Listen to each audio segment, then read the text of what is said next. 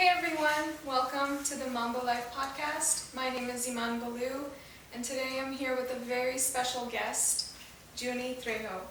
How are ya? What's up? I'm good. Good. Chilling. Good. I'm here. Well, welcome. Thank you. Some coffee for you. Appreciate it. I'm gonna sip real quick. Yes, please. That caffeine. So how's it going? How you been? I'm good. Thank you. Very good. Good. Yeah. Good. Doing really good. That's some strong coffee. Dang. Yeah, we're trying to keep you up for this conversation. Let's do it. I'm here. Okay, good. Cool. So, Juni, how old are you? I'm 27. 27? Yeah. When's your birthday? You really want? Okay, September 8th. Okay. Yeah. There you go. Juni, where are you from?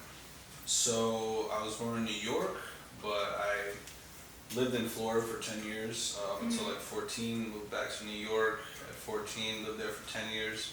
Moved back here in 2019. I've been here since then. I've been enjoying it. It's awesome.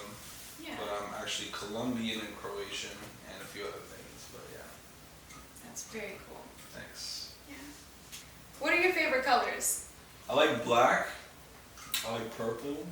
I like gold. I like white. I like blue. I don't really have a favorite. I mean, if I were to pick one, maybe purple. Why? Because I don't know. It's like back in the day, kings wore purple. It was like a sign of majesty. And also, purple reminds me of the solar system, kind of. Like it's like black, but also purple. It's like kind of, I don't know, but it's cool. I like purple. Yeah. Yeah. Purple is like such a royal color. It's so mystic, and it holds a lot with the symbolism. But that's really interesting. Yeah. What are some of your favorite movies? That's a good question. I like Shawshank Redemption. It's a classic. It's back in the day. It's about this dude who gets wrongly accused of something, and like he goes to prison in Shawshank, and then he has to like get out, and then Morgan Freeman's in it, and it's like really good drama. Back in the day, my dad showed it to me. Shout out to my dad. I love you, David Trejo. And then I believe it or not, I actually really liked Black Panther. I thought it was a great movie, honestly.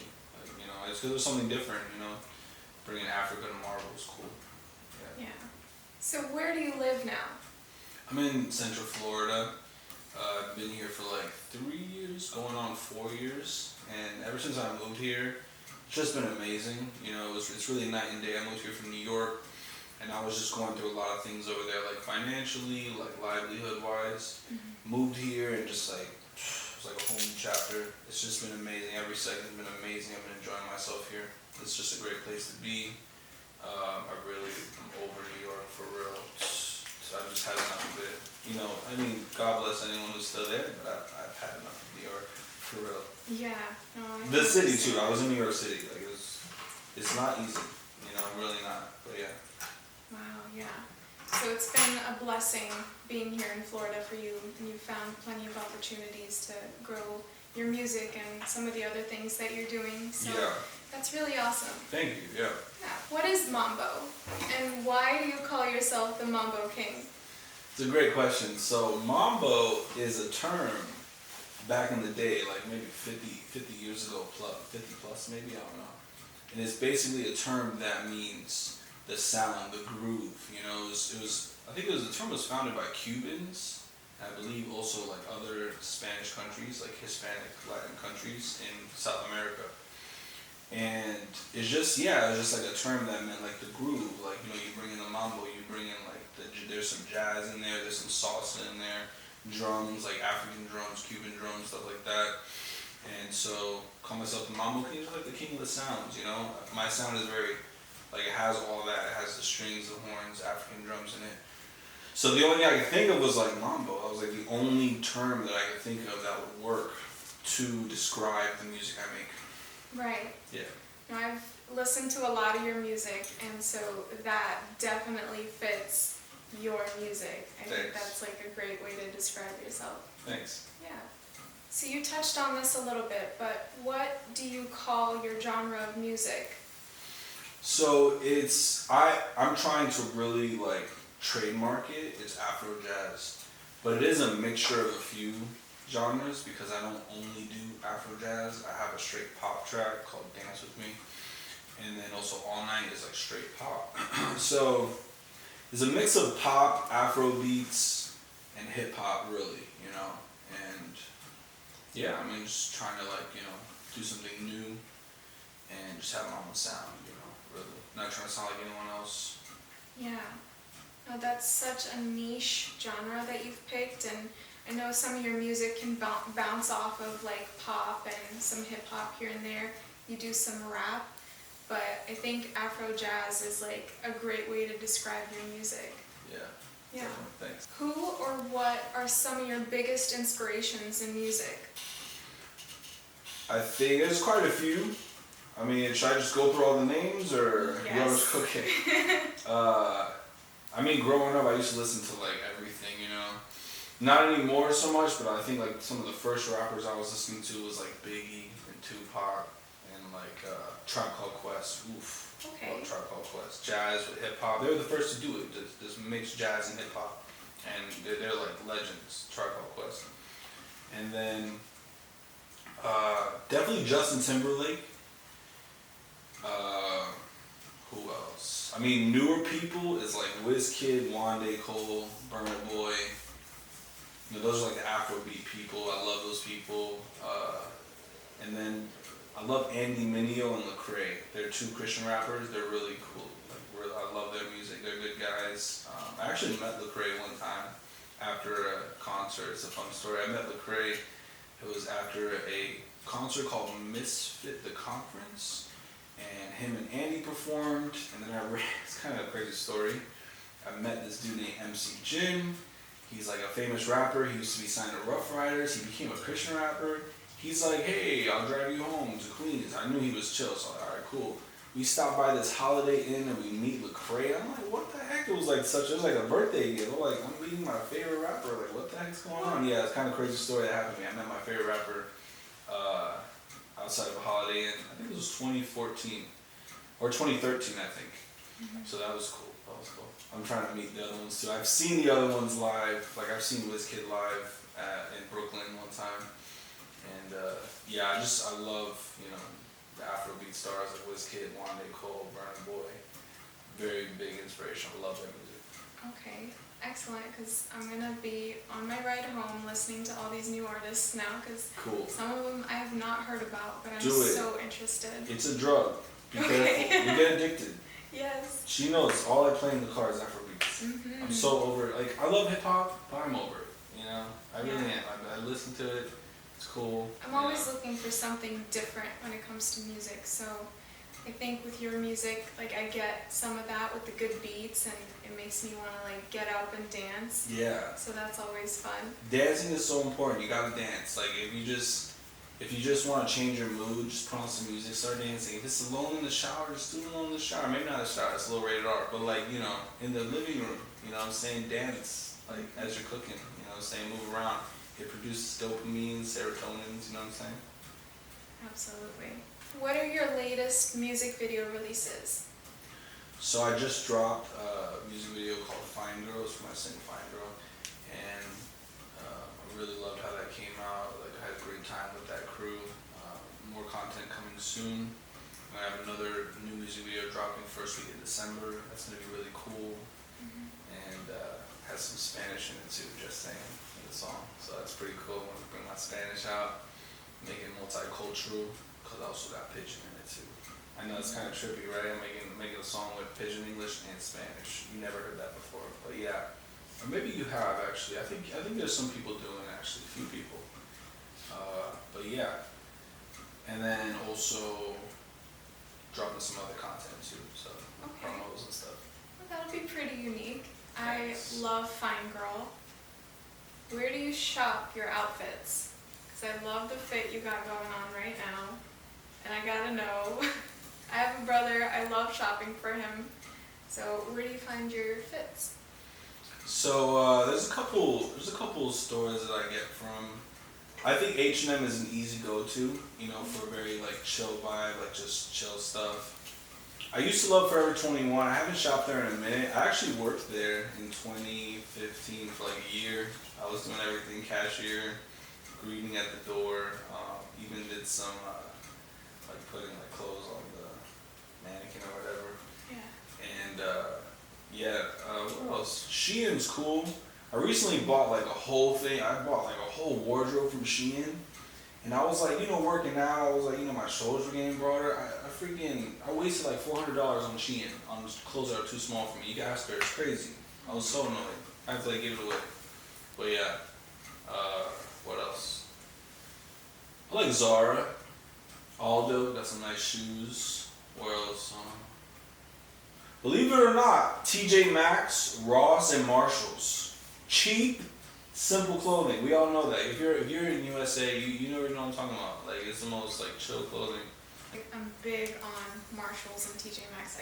My first job was at Marshalls. Wow. So all I did was spend my paycheck on new clothes. So Juni, do you have any merch dropping soon? Yeah, very soon coming. Just stay tuned. Very soon, like in the next month or two. Gonna drop some merch for the fans. Okay. It'll be cool. Yeah. So I see you like to do a lot of photo shoots. Tell us more about that. Yeah, so I think I started, I got my first camera when I was like 17. And I got like a Canon T4i, and I started like just photographing, finding like models to photograph, like male and female. And I actually started doing fashion shows in New York City at a place called M&N, Manhattan Neighborhood Network. It was cool, I had like 2 different fashion shows there, and it was just so fun, man. Just have designers come and like just everyone's walking down the runway. I should like, it's an old video, I actually still have it on YouTube if you look it up, but that was, I still want to do more fashion shows. I think it's a really cool thing to like showcase clothing and like special clothing. I work with a few African designers actually, and also American, and that was really cool. So since then I've always just loved photo shoots. Like I think the art is amazing, and lately I've also been doing photo shoots with really cool models. Yeah, that's pretty much it. I see your fan base is growing, not only in the US, but also in Africa. It's like some of the dance videos that I've seen on Instagram. What gave you such a strong pull towards Africa? So it's it's a dense answer, but back in, I think I was like 18, I was going to this one church, it was cool, and then I was just kind of led to go to this other church, and the pastor happened to be a Nigerian. I ended up staying at that church, making it my home church. Man changed my life. His name's Pastor God's Gift of Choa. Shout out to him. MVP basketball player for St. John's. 6'7", jacked, awesome dude. Came here on a full ride, like scholarship from Nigeria. He's just an incredible man. Really taught me a lot about life and about spiritual things, the divine, God. And I've just been around a bunch of Nigerians since then. Like, not even kidding. Like, I've just been around them, like, just working with them. And, I'm now working really close with a really awesome pastor named Pastor Akachi, pastor of the afternoon church. Shout out to Pastor Akachi. And should I be looking at the camera when I say that? Yeah, that's fine. All right, cool. So, let's go cut that. So, yeah, working with him, I was able to help finance, and we started 2 churches and 2 universities in Nigeria, in places like Abuja and Lagos. Pretty awesome. I've actually been to Nigeria twice for 2 big church conferences. Totally changed my life. It's crazy over there. It's a really interesting place to be. Very different from here. You just like, you be driving and you see a bunch of people like living in huts like for miles. Crazy. Like it's really crazy. It's a third world country, and I got connected with some great people there. Yeah. So that's pretty much it. Just working with a lot of people over there. I've been around the culture for a minute, and it's just been really delightful. Really, I love the people. Like they're really cool. They're really loving. Really open, welcoming, and just being involved with outreach. Helping people over there in need. It's really a very corrupt country. The government is just basically weaponizing poverty against the people. It's 200 million people crammed. It's really crazy. So we're basically helping the helpless, I've been given a passion to help the helpless, and it's crazy how I'm all the way over here, but I'm still sitting here sending money over there, like, you know, to like set these things up, set programs up that actually help, you know, young people who literally have nothing. It's an amazing thing, you know. I'm very grateful for the privilege to do it. Seriously, it's really blessed me. Like when you give to the poor, it really does something to your life. It adds a blessing to your life from God. Absolutely, I'm living proof. When you give to those in need, and you know, and obviously you gotta look out for yourself first. But when you have that ability where you have a little extra and you can give to someone who doesn't, you know, have your same privileges, same, you know, whatever, it's definitely is a blessing for real. It really adds to my life every day. Yeah, I think that's such an incredible experience to go to like a third world country and meet so many people, be immersed in this culture, Yeah. and then doing all this philanthropy work that you're doing. So tell us a little more about your philanthropy work. Yeah, so recently I helped start 2 churches and 2 universities over there. And that's been amazing. You know, it's an ongoing thing. It's not like you just start it once and then it's done. It's like it's a monthly bill. Like you're sitting there paying the bills for these people to like really, you know, experience a better life, you know. And I like people like Akon who are like really trying to like provide for like the whole. He's trying to bring electricity to like a bunch of people in Africa, and like, you know, I'm really trying to get into that. You know, when you solve the fastest way to make money is solving people's problems, you know, giving people solutions. People have problems, they have needs, and they need solutions, you know. A perfect example of that is apps, you know. Apps, you know, you need a place to book. Instead of going on a website and you're looking, you know, you just have an app and everyone's on there, you know, same thing, you know. So that's what we do, you know, we provide solutions for people. That's beautiful. Thanks. And I think that the work that you're doing is great, and it's so self-fulfilling to give. For sure. Absolutely. Do you have friends that you hang out with a lot? What does your friend circle look like? So, lately, no. I don't have many male friends I hang out with. Actually, I don't really have any. I have male friends. My close, like, brothers are in other states, you know. I got one in Texas, a few in New York. I had a few people I was working closely with recently. Unfortunately, I had to stop working with them because it's just the energy wasn't being matched. And that's just how it is sometimes, you know, when you're elevating, you gotta cut certain people off, and that's life. It's just normal, you know, it's not a big deal. You can't feel bad about it. You kind of have to be ruthless in this industry, you know. You have to look out for yourself first and foremost. You can't be sitting there, you know, worried about other people. And so, yeah, I don't really hang out, you know. Like, my girl says I should find male friends, and I'm like, how do you do that? Do I just like put out an ad like, hey, looking for a conservative, I don't know, people into music, you know what I'm saying? Like, I don't even know. But I would say my closest friends right now are my dogs. Not even kidding.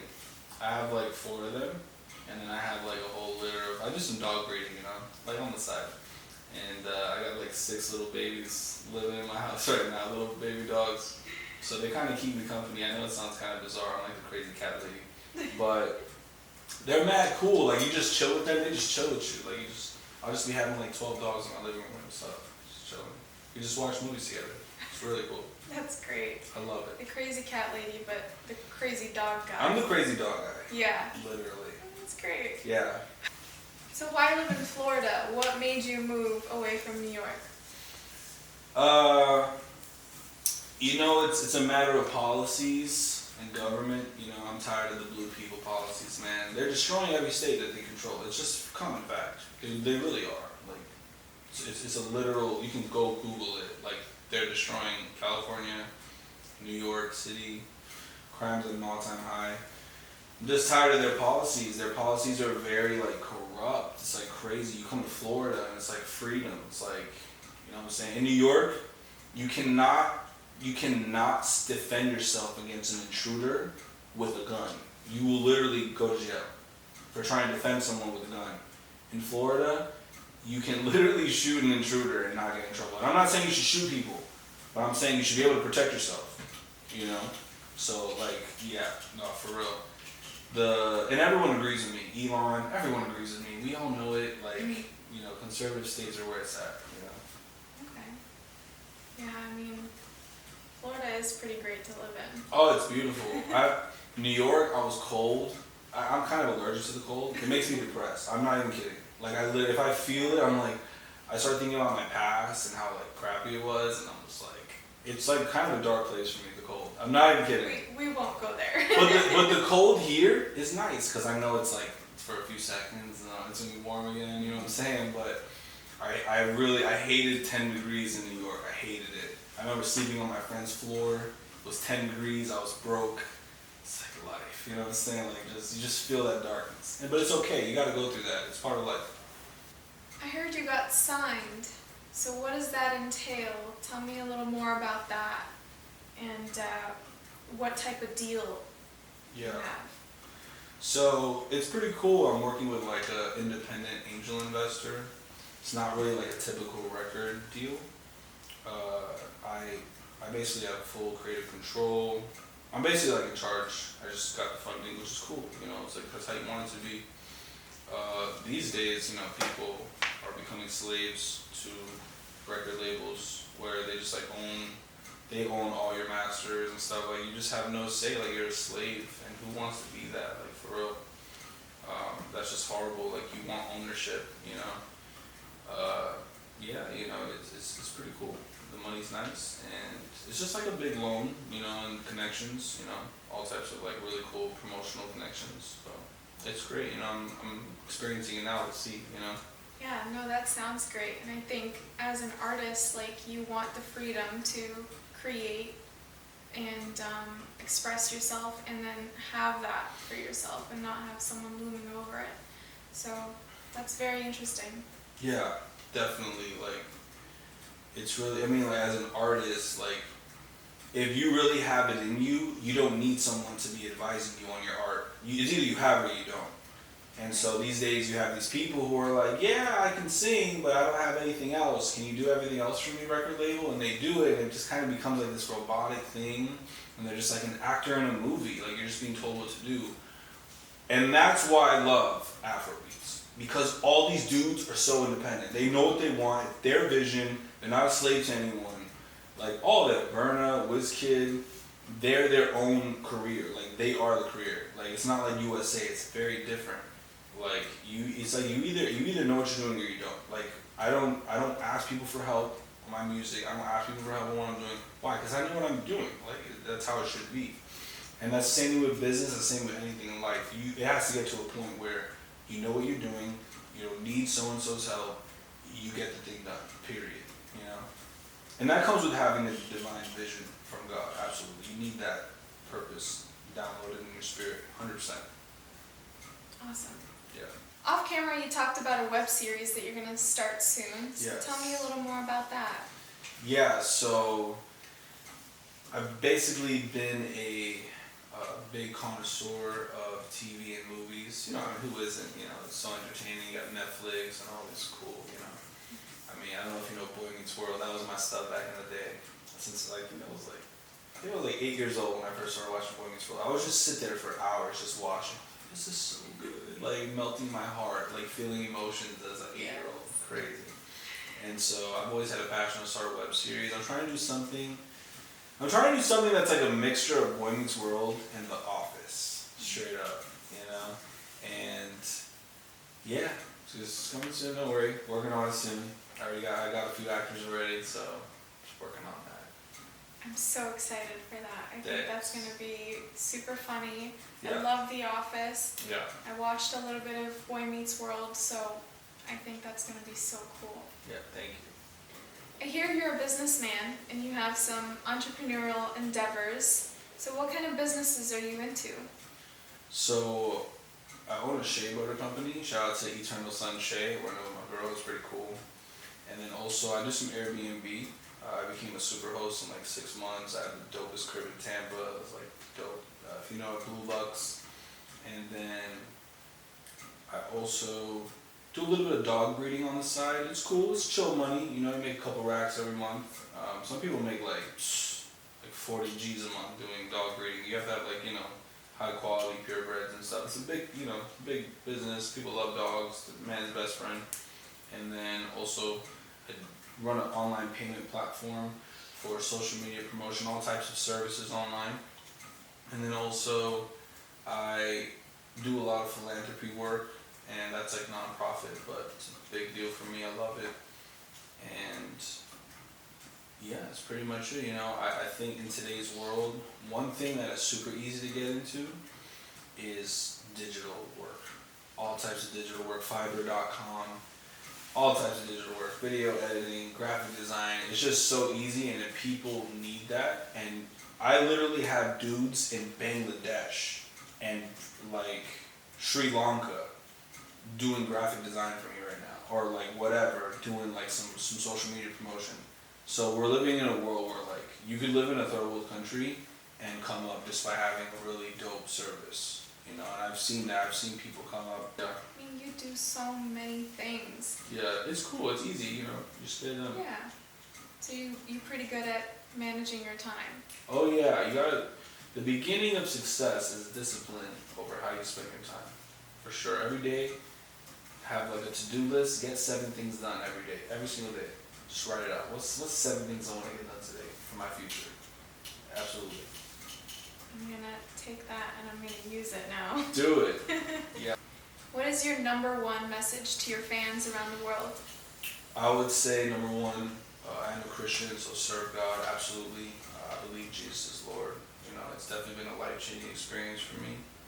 And, I've seen things that the normal human being has not seen. The average human being has not seen. I've had some countless, incredible spiritual experiences. My eyes have opened up to the spiritual realm big time, to see what's really going on this planet, which is important to do, But yeah, serve God, love your neighbor as yourself, walk in love, be a giver, and follow your dreams, follow your passions, pursue something positive that is going to be a blessing to humanity. That's a great message. You have a song called Empire with an awesome music video. Tell us more about that. And, like we talked about your faith, describe your faith a little more and how that relates to your music. Yeah, so, in today's world, I think Christianity has become very popular. There's like over 1 billion Christians or something on the planet, or 2 billion, something like that. And I'm non-denominational, definitely not a Catholic. And I've just, I've seen both sides of it. I've seen the real version where it's like really powerful, and I've seen the one that's kind of like, superficial, kind of boring, And the one that's real, that's powerful, is very amazing, like for real. And so I put that on my track in Empire, I talk about just like what it is, talking about laying my life down for people, and because it's a reality, it's something that I actually like am living, and it's crazy, it's a life of sacrifice. You have to like put yourself second, sometimes you put other people before you. It's crazy, it really is, and just bringing that to life, on the song, talking about what's going on, Mark of the Beast, you talk about like, the chips and the ouchie fouchie, all that stuff is like, people know, man, people know what's going on. They're waking up to what's going on, but yeah. Okay. Yeah, we see a lot of that out there, so it's really inspiring to see someone talk about that a little more. Yeah. How about your song All Night? That one's very retro, very 80s. So where did you draw your inspiration for that song? Yeah, just basically, I've been a fan of like 80s pop for a while, like George Benson. What else? The Pointer Sisters? Yeah. There's so many of them. A more popular one would be Earth, Wind and Fire. You know them? Yes. Yeah. Let's groove tonight. I've always been a fan of just like that classic pop that's just like, there's a lot of groove to it. And so I have a few, tracks that are similar to that. All Night is one of them. I have some of the Vault that are yet to come out that are like that style, very like just Earth, Wind and Fire, just groovy, make you dance, make you happy.